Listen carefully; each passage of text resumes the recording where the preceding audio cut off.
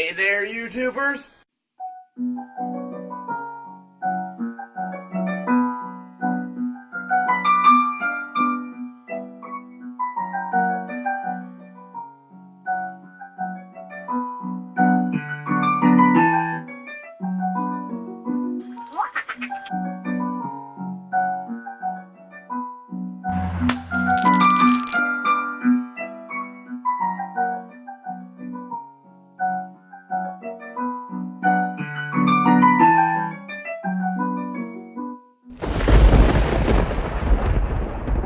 Professor Sheep here. Welcome to another physics video. Today we're exploring capacitors. In my last video I teased at what we're doing today, and you saw my cousin touch his tongue to one of these bad boys, known as my homemade capacitor. But we first have to define what is a capacitor. Well, a capacitor, like a battery, stores energy. But as where a battery stored energy in the form of chemical energy, which it converted to electrical energy, a capacitor stores electrical energy in an electrical field.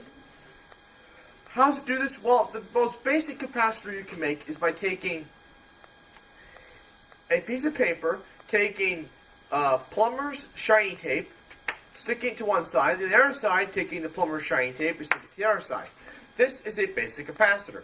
One conductive sheet, one non-conductive sheet, one conductive sheet.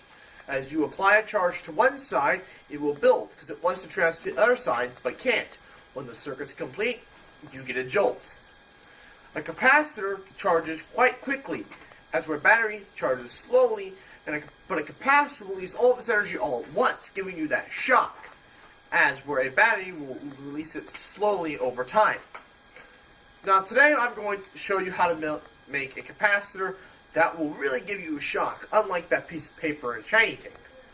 Now, link in the description below to where I learned how to make these. What you're going to need is a nail, tin foil, electrical tape, water, and some salt. And these water bottles.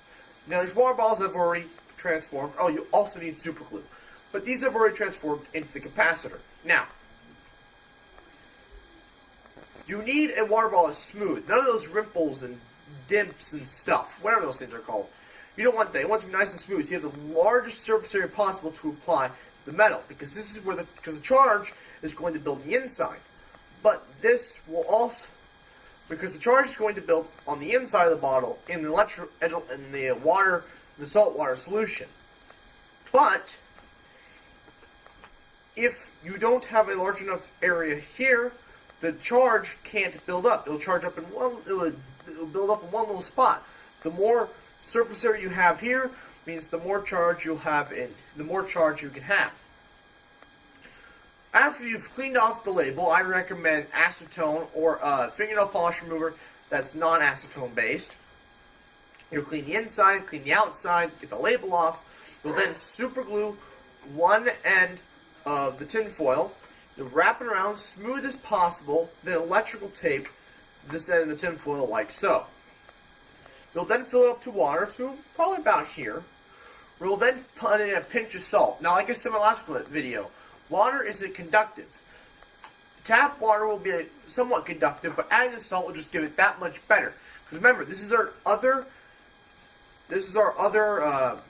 conductive surface. The plastic is our insulator, and the tinfoil on the outside is our other conductive material. We'll then drive a nail through the cap. Now, here's the thing. Do not leave the nail in the water. Salt and water is pretty abundant, so you can dump it out every time you're done messing around with it. Otherwise, the nail will rust. If the nail does end up rusting, just use some tinfoil or some steel wool to remove it. Do note, however, rust is non-conductive, so you do have to remove this, or else you may not get the best results. Alright then, how do I charge my new made capacitor? Well, you're going to take a piece of PVC pipe. Now, here's the thing. You can use 1/2 inch, you can use 3/4 inch, doesn't matter. You can go foot long to 2 feet long to over 2 feet long like I have here, but if your circumference is bigger, you'll need a shorter amount of tube. So what you'll do then is try and clean it the best you can without sandpaper. Then take a low grit sandpaper and sand off any blemishes. This will ensure that it's only PVC pipe. No dirt, no grime, nothing. Now, you could use a high grit sandpaper after you use the low grit. The high grit will make it much smoother and less chance of you getting stabbed by shards of PVC. I don't have any high grit sandpaper, so I'm using just low grit. As you can see, some of the lettering has already begun to fade off because of the sandpaper. So, that means this is working. So now, once you've cleaned off your PVC, you're then going to have to build up a charge on it. You're going to take a piece of paper towel and just run it back and forth like this. Okay? I'll do it a few times, and then you'll run it past the top of the nail, like this. And you'll hear an arc. Let me just do it again.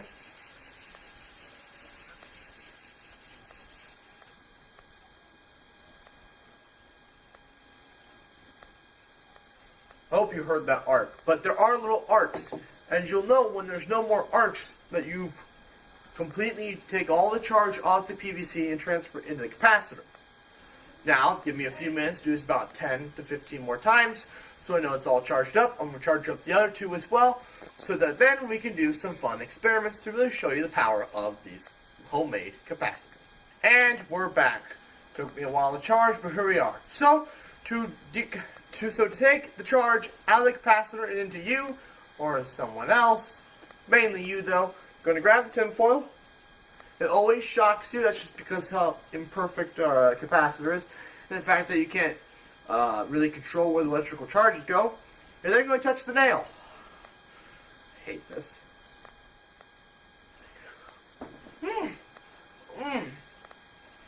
The worst part is, you do it to yourself.